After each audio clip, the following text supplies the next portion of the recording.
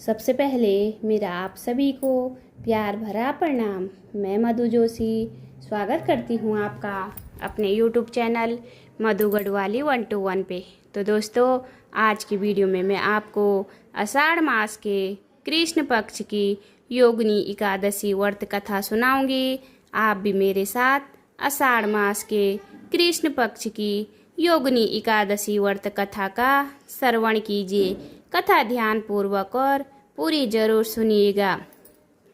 धर्मराज युधिष्ठिर बोले कि हे जनार्दन, मैंने ज्येष्ठ मास के शुक्ल पक्ष की निर्जला एकादशी की कथा सुनी।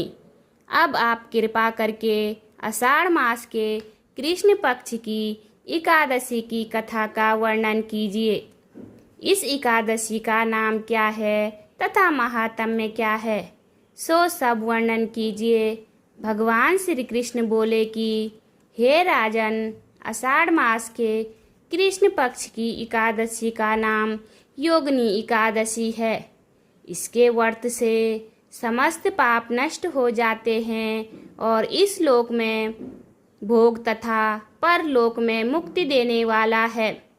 हे राजराजेश्वर, यह एकादशी तीनों लोकों में प्रसिद्ध है। इसके व्रत से पाप नष्ट हो जाते हैं। आपसे पुराण में कही हुई कथा कहता हूँ, ध्यान पूर्वक सुनो। अलकापुरी नाम की नगरी में एक कुबेर नाम का राजा राज्य करता था। वह शिव भक्त था।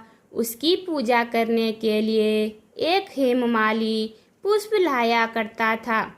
उसके विशालाक्षी नाम की अत्यंत सुंदर स्त्री थी। एक दिन वह मानसरोवर से पुष्प ले आया, परंतु काम सख्त होने के कारण पुष्पों को रखकर अपनी स्त्री के साथ रमण करने लगा और दोपहर तक न गया। जब राजा कुबेर को उसकी राह देखते देखते दोपहर हो गई तो उसने क्रोधपूर्वक अपने सेवकों को आज्ञा दी, तुम लोग जाकर हेममाली का पता लगाओ कि वह अभी तक पुष्प क्यों नहीं लाया है। जब यक्षों ने उसका पता लगाया तो वह कुबेर के पास जाकर कहने लगे, हे राजन, वह माली अभी तक अपनी स्त्री के साथ रमण कर रहा है। यक्षों की इस बात को सुनकर कुबेर ने हेममाली को बुलाने की आज्ञा दी। हेममाली राजा कुबेर के सम्मुख डर से कांपता हुआ उपस्थित हुआ। उसको देखकर राजा कुबेर को अत्यंत क्रोध आया और उसके ओंठ फड़फड़ाने लगे। उसने कहा, रे पापी, महानीच कामी, तूने मेरे परम पूजनीय ईश्वरों के भी ईश्वर शिवजी का अनादर किया है। मैं तुझे श्राप देता हूँ कि तू स्त्री का वियोग भोगेगा और मृत्युलोक में जाकर कोढ़ी होगा। कुबेर के श्राप से वह उसी क्षण स्वर्ग से पृथ्वी पर गिरा और कोढ़ी हो गया। उसकी स्त्री भी उसी समय उससे बिछुड़ गई। मृत्युलोक में आकर उसने महादुख भोगे, परंतु शिवजी की भक्ति के प्रभाव से उसकी बुद्धि मलिन न हुई और पिछले जन्म की भी शुद्ध रही। इसलिए वह अनेक दुखों को भोगता हुआ तथा अपने पूर्व जन्म के कुकर्मों का स्मरण करता हुआ हिमालय पर्वत की तरफ चल दिया। वहां पर चलते चलते मार्कंडेय ऋषि के आश्रम पर पहुंचा।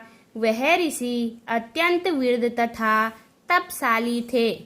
वह दूसरे ब्रह्मा के समान प्रतीत हो रहे थे और उनका वह आश्रम ब्रह्मा के सभा के समान शोभा दे रहा था। उनको देखकर वह हेममाली वहां गया और उनको प्रणाम करके उनके चरणों में गिर पड़ा।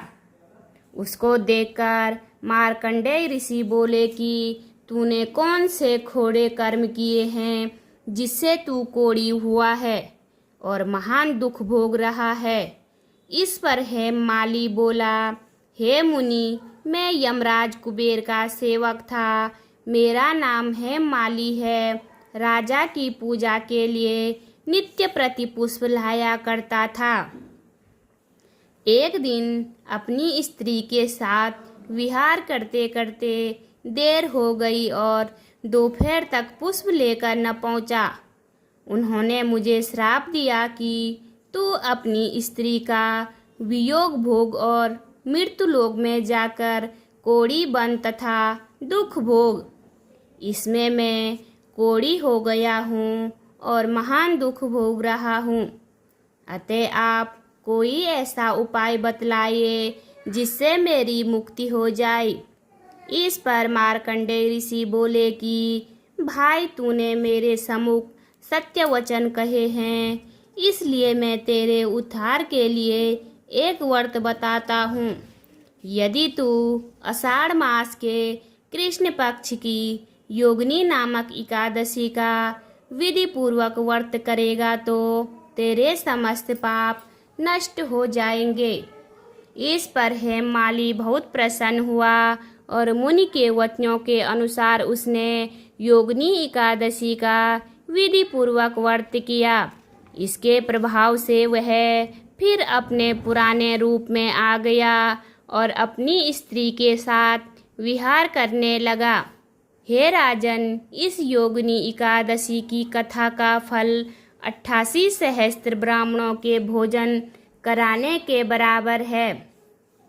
इसके व्रत से समस्त पाप दूर हो जाते हैं और अंत में स्वर्ग मिलता है। बोलिए विष्णु भगवान की जय। उम्मीद करती हूँ आपको वीडियो पसंद आई होगी। वीडियो पसंद आए तो वीडियो पे लाइक कीजिए, कमेंट कीजिए, अपने दोस्तों के साथ शेयर कीजिए। चैनल पे नए हो तो सब्सक्राइब ज़रूर कीजिए। मैं मधु जोशी मिलती हूँ आपको अगली वीडियो में। तब तक के लिए बाय बाय, धन्यवाद।